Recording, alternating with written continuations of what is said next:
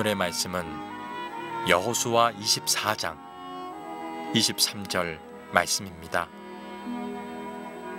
여호수아가 이르되 그러면 이제 너희 중에 있는 이방신들을 치워버리고 너희의 마음을 이스라엘의 하나님 여호와께로 향하라 하니. 아멘. 자, 여호수아 강해가 오늘로 이제 마무리가 됩니다. 지난 4월 28일 여호수아 강해가 시작되었고 중간에 뭐 다른 절기나 또 특별한 예배가 있어서 여호수아 강해를 한두 번 뛰어넘은 경우가 있고요. 여호수아 강해만 제가 16번째 오늘 강해를 합니다. 한 권의 책을 우리가 쭉 이제 스토리 중심으로 분석을 해보고 여호수아 한 권을 건너가게 되는데, 오늘 이제 23장, 24장은 여호수아가 110세에 죽거든요. 그래서 죽기 바로 직전에 유언을 하는, 백성들과 이스라엘 지도자들에게 당부하는 마지막의 그런 얘기들입니다. 23장은 지도자들에게 유언하는 내용, 24장은 전체 백성들을 모아놓고 유언하는 내용입니다. 근데 23장, 24장을 읽으면서 한 가지 확실하게 세울 수 있는 주제 하나는, 사람이 성공하는 것보다 그것을 유지하는 게 얼마나 어려운 건가를 깨닫게 해주는 대목인 것 같아요. 우리 그렇지 않습니까? 뭔가를 성취하고 나서 그것을 유지하는 게 그만큼 어려운 거예요. 그게 잘하는 게 진짜 성공이죠. 목표를 달성했는데 그걸 얼마 동안 유지도 못하고 다시 추락하거나 그 모든 걸 빼앗기면 그건 진정한 성공이 아니죠. 바로 그런 관점에서 오늘 말씀을 보도록 하겠습니다. 여호수아가 이제 나이가 많아지면서 본능적으로 자기가 느낍니다. 내가 이제 살 날이 얼마 안 남았구나. 그래서 급하게 사람들을 불러 모읍니다. 2절에 보니까 장로들과 수령들과 재판장들과 관리들을 불렀다. 그리고 그들에게 유언하는 거예요. 무슨 유언을 하느냐? 하나님의 복을 계속 받으려면 중요한 원리가 있는데, 가장 핵심적인 내용을 여호수아가 뭐라고 가르치느냐?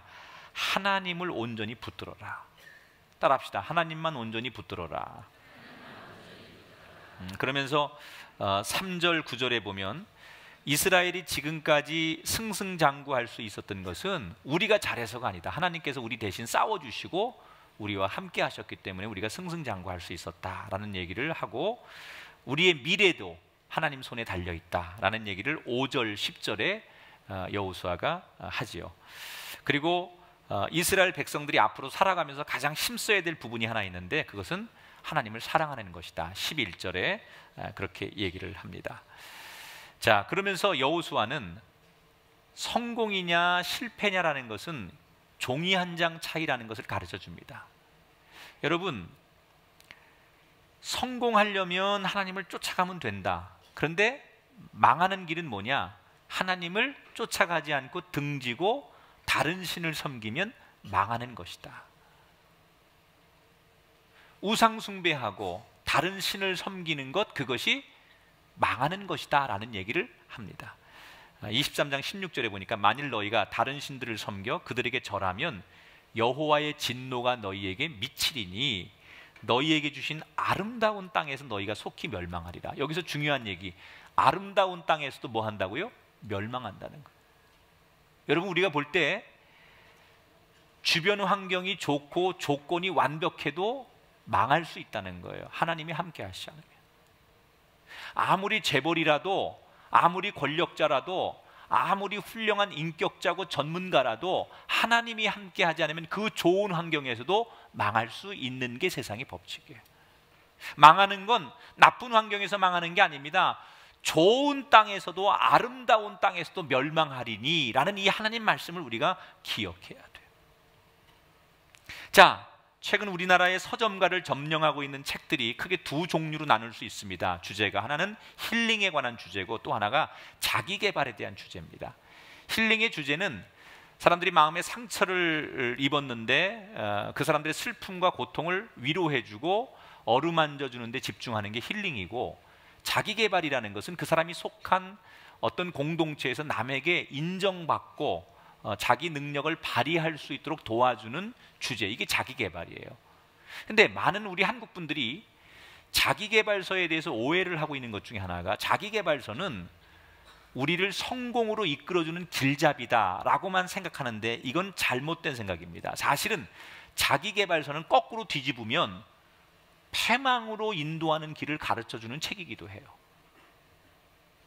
독자들이 예를 들어서 망하는 길 이러면 그 책을 누가 읽겠어요? 그러니까 독자들을 읽게 하려고 성공하는 법, 뭐 목표를 달성하는 법, 이렇게 주제를 정할 뿐이지, 사실은 자기계발서에서 저자들이 하려고 하는 얘기는 성공함과 동시에 망하는 길을 동시에 가르치는 거예요. 동전의 양면 같은 거죠. 성공이라는 걸 뒤집으면 망하는 거고요, 이 망하는 걸 뒤집으면 성공이에요. 그래서 우리는 성공하는 사람을 통해서 망하는 법을 배우고요, 망하는 사람을 통해서 성공하는 법을 배우는 거예요. 전 두 가지를 다 배워요. 제가 신학교를 다닐 때 한국교회와 제가 섬기던 교회들을 보면서 그런 생각해 봤어요. 저분처럼 해야지라는 그런 분도 있고, 절대로 저렇게 하면 안 되겠구나, 저렇게 하면 교인들이 다 주무시는구나, 저렇게 하면 교회가 어둠침침하고 교회가 교인들이 저렇게 시험에 드는구나 라는 것을 저는 경험하면서 절대로 저렇게 하면 안 되지, 안 되는 교회, 망하는 교회를 보면서 내가 어떻게 해야지라는 걸 배우는 거예요. 그러니까 여러분, 잘 안 되는 사업, 음식점 아이템을 보면서 저렇게 하면 안 되는구나 라는 걸 통해서 그것을 반복하지 않으면 내가 성공하는 길을 배우는 거예요. 그러니까 보통 사람들이 성공하는 데서 성공하는 것만 배우는 게 아니라 성공하는 걸 통해서 망하는 것도 배운다는 얘기예요. 그런데 우리는 여기서 한 가지 고민을 하게 됩니다. 지금까지 우리 주변에 많은 자기계발서가 쏟아져 나오고 성공 멘트들의 가르침들이 계속 쏟아져 나옵니다. 여러분, 매주 서점에 나가면 또 우리가 인터넷이나 이런데 조사만 하면 세상의 각 분야에서 성공한 사람들이 자기의 노하우를 열심히 우리에게 설명하고 그 노하우를 전합니다. 그러니까 다시 말하면 성경도 성공하는 원리를 지금 가르치고 있는데, 성경 말고도 세상에는 경영부터 시작해서 교육, 환경, 여러 예체능 어느 분야에서 성공하려면 이렇게 해라라는 그런 노하우와 자기계발서들이 막 쏟아지고 있는데, 과연 어느 게 맞냐? 또 하나님 말씀은, 그 말씀을 우리가 신뢰하고 따라갈 수 있다면 그 말씀이 얼마나 신빙성이 있느냐? 요즘 21세기를 살아가는 현대인들에게, 젊은이들에게 하나님 말씀대로 했더니 정말로 내 인생이 성공하고 우리 삶이 만족하고 행복하다라는 얘기를 얼마나 신뢰할 수 있느냐, 성경이 정말로 우리 시대에 맞는 얘기냐, 이걸 어떻게 검증할 수 있느냐, 이런 문제 제기를 많은 분들이 합니다. 자, 여러분은 어느 말을 더 믿습니까?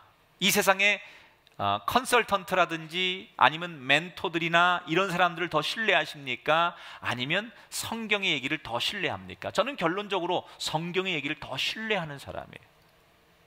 왜 그러느냐? 여러분, 세상에서 말하는 성공의 노하우를 가르치고 법칙을 가르치는 사람들은 아직 검증이 정말 필요한 사람들이에요. 예를 들어서 얼마 전에 실업계 고등학교 전교 꼴찌에서 삼성 SDS에 특채되었다는 경력을 내세워서 드림 멘토를 자청하던 한 유명 인사가 사실상 사기꾼에 불과하다는 사실이 밝혀져서 자기가 낸 책을 다시 전량 회수하고, 또 이 사람이 그 삼성 SDS에 입사했다는 것도 다 거짓말로 드러났고 자기 학력도 다 위조된 걸로 드러났어요. 그런데 그동안 이걸 모르고 많은 사람들이 이 사람이 쓴 책에, 이 사람이 하는 강연에 쫓아다니면서, 야, 인생 밑바닥 꼴찌가 저렇게 하루아침에 상위 1%가 되는 방법이 저 사람 말대로 하면 되는구나 해가지고 이 사람이 가르치는 대로 열심히 쫓아하고, 이 사람 팬클럽이 생기고 이 사람이 가르치는 것을 열심히 쫓아했던 사람들이 많이 있었어요. 그 사람이 가르치는 게 최고인 줄 알았는데 막상 검증해 보니까 그 사람이 가르친 건 허구에 불과하고 모래성에 불과했다는 것을 알게 됐어요. 반면에 성경이 하나님이 가르치는 이 성공의 법칙이라는 것은 어떤 겁니까? 하나님은 어떤 분이에요? 이 세상을 직접 창조하신 분이에요. 그리고 지금도 이 세상을 운행하시는 분이에요. 더군다나 지난 수천 년의 기독교 역사에 우리의 신앙의 선배들이 하나님의 신뢰성을 우리에 앞서서 수없이 검증했어요. 하나님 말씀을 지키는 사람들, 그 가정, 그 개인, 그 나라와 그 역사가 하나님 말씀대로 살아갔을 때 어떤 축복이 일어났고 어떤 삶의 열매들이 일어났는지 우리의 신앙의 선배들이 그것을 충분히 입증했어요. 다시 말하면 검증의 여지가 없는 게 성경의 말씀이라는 거예요. 여러분, 세상이 말하는 어떤 정치학자, 무슨 전문가들이 얘기하는 건 아직도 검증이 필요하지만 하나님의 말씀은 더 이상 검증이 필요 없는 가장 신뢰할 수 있는 말씀이라는 얘기예요. 오늘 여호수아는 이스라엘 백성들에게 그걸 유언하는 거예요. 13절 15절에 보니까 확실히 알아라. 확실히 하나님 말씀을 확실히 알아야 된다.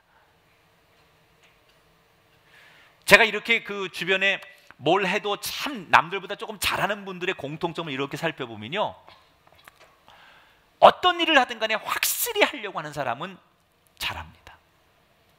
박수를 쳐도 이렇게 치는 게 소리가 잘 나는지,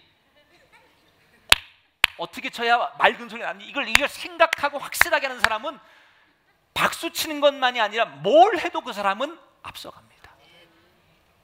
요리 하나를 해도 확실하게 자기 걸 만드는 사람은 반드시 뭘 해도 그 사람은 대박이 납니다. 그런데 그냥 항상 뭘 해도 뭐 그냥 지나가면 그만이지, 이렇게 하는 사람들은 그게 몸에 체득이 돼서 자기 인생에 기회가 주어져도 뭘 해도 그 사람은 성공하지 못. 아무리 좋은 기회와 환경을 줘도 그 사람은 절대 성공하지 못해요. 예수 믿는 것도 마찬가지인 것 같아요. 여러분, 누군가가 여러분을 여기 인도에서 교회를 오신 건 사실이지만 여러분의 의사가 반영되지 않는 한 여러분이 이 교회에 올 수가 없어요. 누가 여러분 뭐 안 오면 죽여 이래가지고 여러분이 교회에 오신 분 있습니까? 그거 아니죠. 그래도 남이 이끄는 그 이끌림에서 오셨지만 여러분들의 의견이 반영이 됐기 때문에 이 교회에 나와서 신앙생활을 하는 거예요. 와보니까 제법 괜찮아서 또 나오시는 거야. 그런데 문제는 확실히 하지 않는다는 거죠. 내가 크리스찬이 되었고 교인이 됐으면 확실히 해야 돼요. 그게 신앙이에요. 그런데 이건 하는 것도 아니고 안 하는 것도 아니고, 교회를 다니는 것도 아니고 안 다니는 것도 아니고, 있는 것도 아니고 없는 것도 아니고. 옆 사람 보고 얘기합시다. 네 얘기야.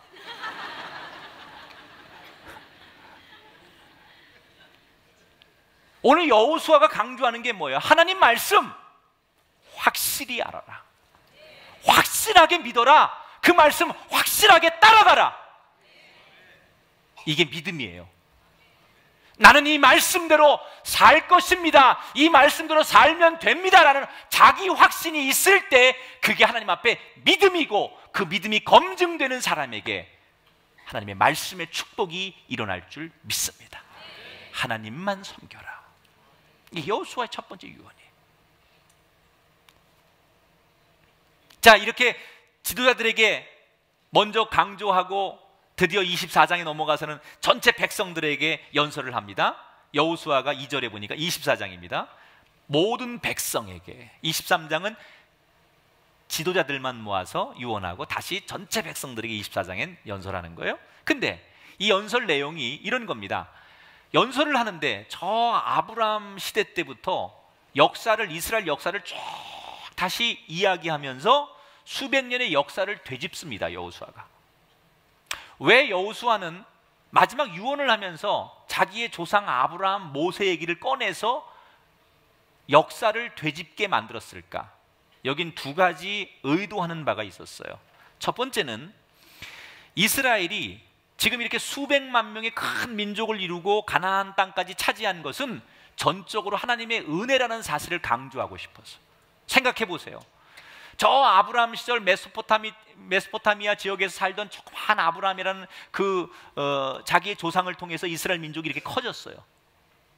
이집트에서 모세가 이스라엘 백성들을 이끌고 나올 때 오합지들과 같은 그들이 광야 40년을 거쳐서 지금 가나안 땅을 차지하는 지금까지 자기들이 잘한 건 하나도 없는 거예요. 다 하나님이 앞서서 인도하시고 우리를 축복해 주시고 우리 대신 맞서 싸워 주셨기 때문에, 다시 말하면 하나님의 전적인 은혜가 없었다면 지금 우리는 없다라는 것을 역사를 통해서 이스라엘 백성들에게 보여주고 싶었던 거예요. 두 번째, 왜 역사를 끄집어냈느냐? 그럼에도 불구하고, 하나님이 우리에게 은혜를 베푸셨음에도 불구하고 아브라함 시대 때부터 모세 시대로부터 시작된 뿌리 깊은 우상 숭배의 근성이 우리가 살고 있는 지금 당시에도 사라지지 않고 있다는 사실을 안타깝게 얘기하면서, 제발 하나님이 제일 싫어하는 우상 숭배를 뿌리채 뽑아버려야 된다라고 얘기를 해요. 자, 아브라함 얘기를 한 이유는 그거죠. 아브라함이 여러분 메소포타미아 지역에 있을 때 아브라함의 아버지가 누구예요? 데라죠. 그 아버지가 무슨 직업을 가지고 있었죠? 우상을 깎아서 만드는 직업을 가지고 있었어요. 그러니까 아브라함은 아버지가 우상을 만들어서 파는 사람이었기 때문에 그런 집안에서 우상을 자연스럽게 섬기는 집안에서 살았다는 거예요. 그래, 그런 자기 조상들이 가지고 있는 그런 관습이 후손들에게 그대로 전통으로 내려오면서 지금 하나님의 은혜를 경험하고 하나님의 기적을 경험하는 이스라엘 백성들이 눈으로는 하나님의 은혜를, 기적을 경험하면서도 집안 내의 역사 속에 내려오던 그 관습인 우상 숭배를 아직도 다 뿌리채 뽑아버리지 못하고, 한쪽에서는 하나님을 섬기면서도 또 한쪽에서는 우상 숭배를 섬기는 그런 죄를 반복하고 있다는 얘기. 여러분, 뭘 말하는 걸까요? 죄의 뿌리가 한번 자리하면 그걸 뽑아내는 게 얼마나 힘든 건가를 단적으로 보여주는 거예요. 또 하나, 지금 여호수아가 강조하려고 하는 것은 이스라엘의 적이 외부에 있는 것이 아니라 내부의 적이 더 큰 문제라는 거예요. 앞으로 우리가 살아가는데 외부의 다른 민족과의 갈등과 전쟁이 더 큰 문제가 아니라 우리 내부 안에 있는 적이 더 큰 문제인데, 그 내부에 있는 가장 큰 적이 뭐예요? 우리 스스로 하나님이 싫어하는 우상을 섬기는 죄를 저지르고 있는 것. 이것을 해결하지 않는 한 우리가 번영할 수 없다는 거예요. 작년 5월에 삼성경제연구소에서 재미있는 보고서 하나를 내놨습니다.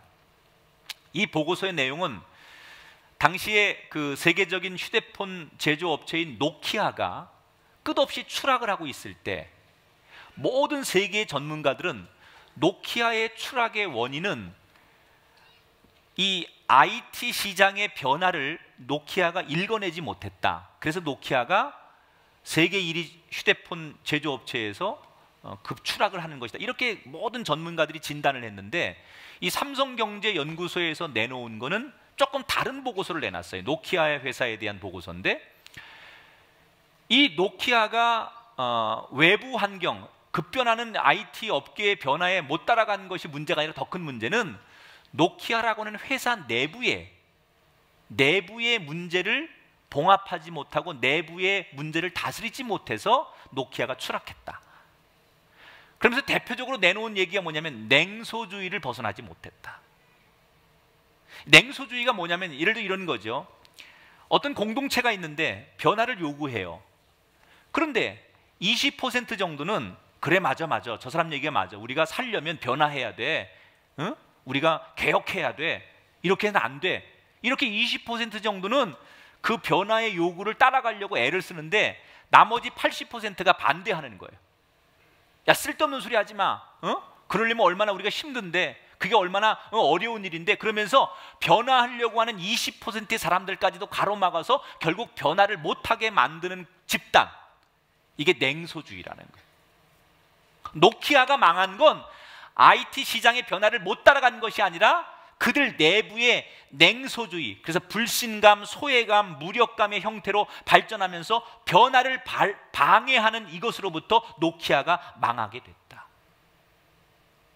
새로운 변화는 완강히 거부하면서도 자기들이 속한 이 조직은 지속적으로 성장하고 발전하기를 원하는 헛된 야망을 모든 인간이 품는다는 거예요. 변화는 안 하려고 하면서 대신 우리가 속한 이 공동체는 더 지금보다 발전하고 나한테 돌아오는 혜택이 많아지기를 기대하는 헛된 야망을 인간들이 품고 있다는 거예요. 여러분, 발전하려면요, 냉소주의를 몰아내야 돼요. 지금 이스라엘의 상황도 다르지 않아요.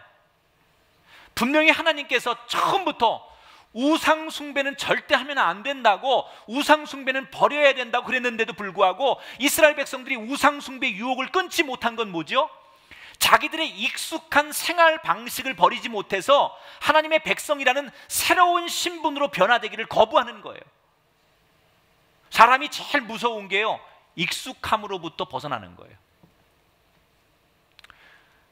여러분, 내가 너무 익숙한 거로부터 새로운 변화를 요구하면 이게 아무리 좋아도 사람은 두려움 때문에 그걸 선뜻 선택하지 못하는 거예요.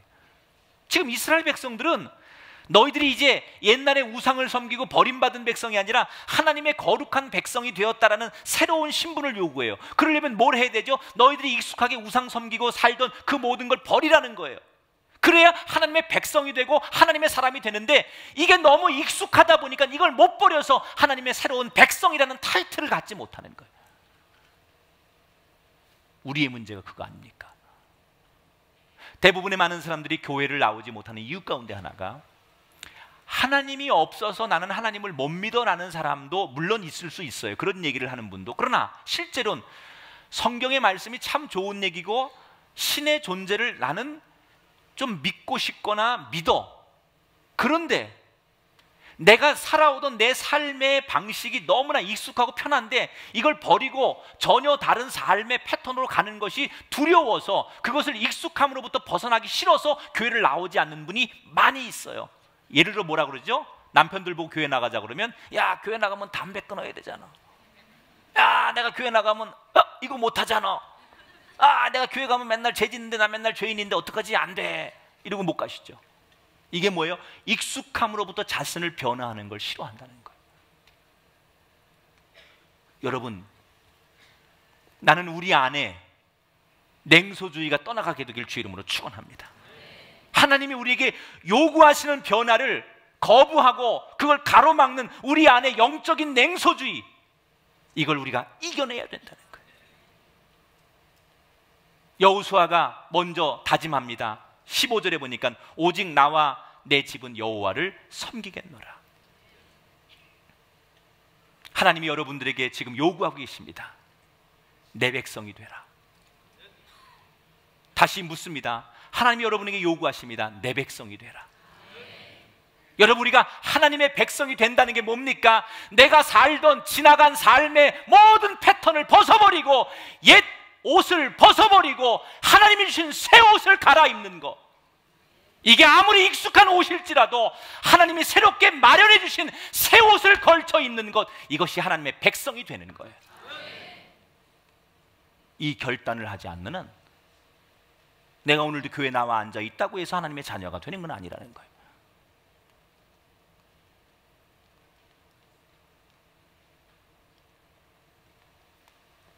하나님의 요구를 거부하게 만드는 냉소주의가 우리 안에 뭐가 있을까요?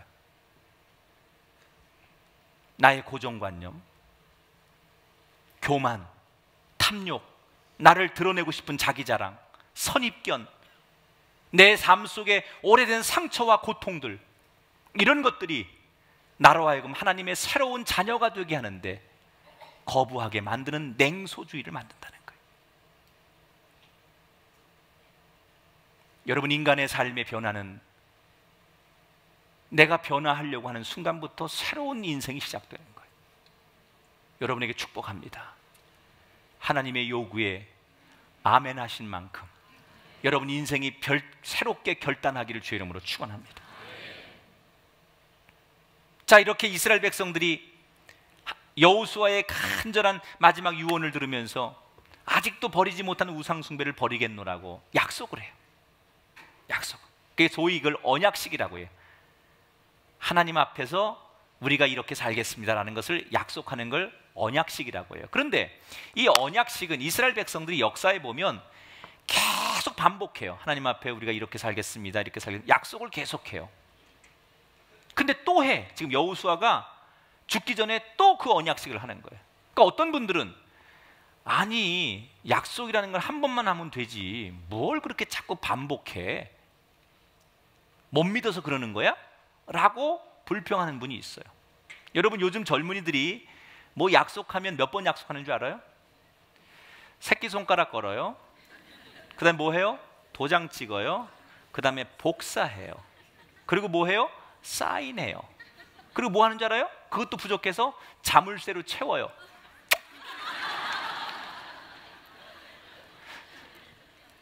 진짜지 진짜지, 자기 나하고 저기 놀러 갈 거지, 이거 사줄 거지, 그럼 약속, 도장, 복사, 사인, 자물쇠 5번에 5번. 그러면 요즘 젊은이들이 약속을 막 똑같은 약속을 5번씩 그렇게 막 해야만 안전장치를 하는 이유는 뭘까요? 못 믿어서 그럴까요? 신뢰의 문제가 아니라고 봐요, 저는. 그게 너무 중요한 거기 때문에 잊지 말라는 거예요. 약속해놓고 너 약속 안 지킬 거지 라는 그런 뜻보다는 너무 중요하기 때문에 5번씩 강조하고 반복해서라도 이거는 꼭 우리가 지켜야 될 약속이라는 것을 강조할 때 그 약속이 반복되는 거예요. 중요한 약속일수록, 중요한 계약일수록 몇 번에 걸쳐서 반복된 약속 행위를 계속하는 게 중요하다는 거예요. 지금 여호수아가 언약식을 계속 이스라엘 백성들하고 반복하는 이유는 이스라엘 백성들을 못 믿는 신뢰의 문제라고 하는 것보다는 반복 효과, 이걸 노린 거죠. 요즘 교육학으로 말하면 반복 효과를 여호수아가 노린 거예요. 19세기 그 독일의 유명한 심리학자 가운데 에빙하우스라는 사람이 있죠. 이 사람이 망각 이론을 발표한 사람이에요. 그러니까 인간이 어떤 학습된 것을 기억하려면 최소한 4번 이상은 같은 걸 반복해야만 기억에 남는다. 사람이 뭘 배우잖아요. 20분 정도가 지나면 48%를 잃어버립니다. 뭘 우리가 듣고서 20분만 지나면 48% 잃어버리고 1시간이 지나면 한 56%를 잃어버려요. 그리고 한 달 정도 지나면 우리가 배우고 들었던 걸 80%를 잃어버리게 돼 있어요, 인간은요. 그래서 에빙하우스는 이 망각 이론이라는 걸 통해서 인간이 그 자꾸 잃어버리고 잊어버리는 것을 회복하려면 반복해야 된다. 그래서 학습도 계속 반복되는 학습이 제일 중요한 거다라는 걸 얘기합니다. 물론 이 에빙하우스의 이론을 또 그 역설적으로 아니다, 이걸 반박하는 분들이 많이 또 교육계에 있습니다. 근데 저는 인간은 어느 정도 반복의 효과가 있어야 돼요. 여러분, 우리가 운전하는 것도 이 컴퓨터에 이 자판기를 두둥기는 것도 다 뭡니까? 이게 반복이에요. 반복 효과, 습관이라는 거죠. 습관이라는 것은 결국 반복이에요. 피아노 잘 치시는 분들이요, 악기 잘 다루는 분이 저걸 계속 반복해서 치니까 이게 움직여지는 거죠. 처음부터 사람들이 잘 치는 게 아니에요. 처음부터 잘 쳤어요? 처음부터 이렇게 쳤지. 근데 이게 반복하다 보니까 손이 막 움직이는 거예요. 노래도 마찬가지고 춤도 마찬가지예요. 처음에는 이게 안 돼요. 근데 이게 하다 보면 이게 스물스물 되기 시작하면서, 그러니까 뭐든지 사람이 어떤 것들이 습관화된다는 건 뭐예요? 그만큼 반복된다는 거예요. 작년에 여러분 나왔던 그 책 가운데 습관의 힘이라는 책이 있어요. 그러니까 우리가 어떤 것들을 할 때 보면 습관을 바꿔야만 커다란 변화를 경험할 수 있다. 지금 여호수아가 이스라엘 백성들에게 반복적인 언약을 통해서 이스라엘 백성의 삶 속에 하나님께서 말씀하신 성공의 원리가 뿌리 내리기를 원하는 거예요. 자기가 없어도 이렇게 언약식을 반복하는 걸 통해서 그들의 삶에 절대로 떠나갈 수 없는 뿌리가 내려지길 원하기 때문에 여호수아는 언약식을 계속 반복하는 거예요. 자, 이 이야기는 우리가 왜 매주 주일 예배를 드려야 되느냐? 무슨 매주 교회를 나가냐 너는? 야, 나도 하나님 믿어. 나도 신앙생활 하는데 한 달에 한 번만 나가면 되지. 뭘 너는 매주 나가냐? 이런 인간들이 있어요. 이분은 인간입니다, 인간. 여러분, 이게 굉장히 쿨한 것 같고요, 굉장히 이성적인 것 같죠? 매주 쓸데없이 예배를 나가냐? 왜 매주 예배가 필요할까요?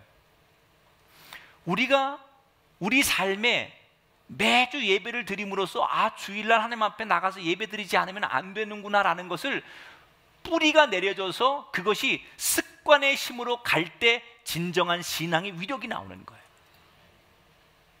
그게 아니고 그런 어떤 뿌리가 내려지지 않은 채로 우리가 신앙생활하다 어떤 계기가 생겨서 어떤 어려움이 올 때 우리는 그냥 내가 가지고 있는 신앙의 뿌리가 없으니까 순식간에 교회를 떠나거나 하나님을 등지면서 내가 그동안 신앙생활을 했던 의미가 아무것도 없는 존재가 된다는 거죠.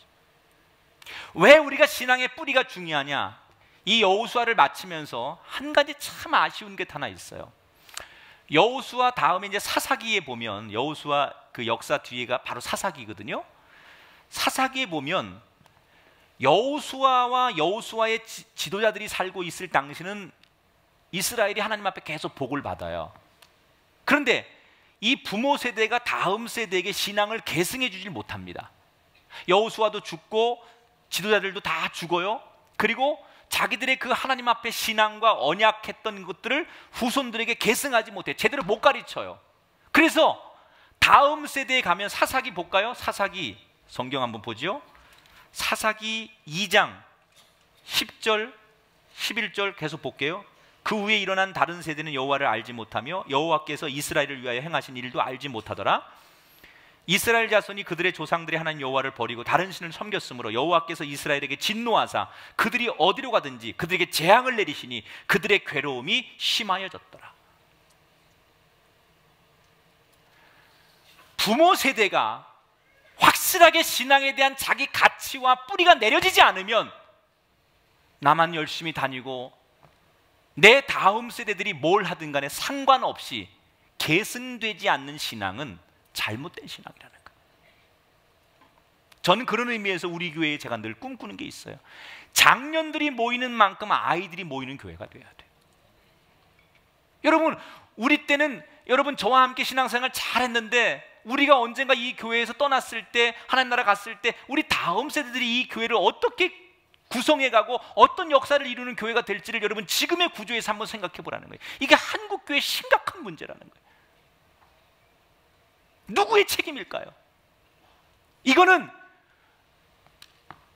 1세대인 우리가 우리의 자손들에게 왜 신앙이 중요하고 왜 우리가 예배가 중요하고 왜 우리가 성전이 중요한가를 확실하게 가르치지 않으면 우리의 아이들은 이 의미를 모르기 때문에 교회를 떠나게 돼 있어요.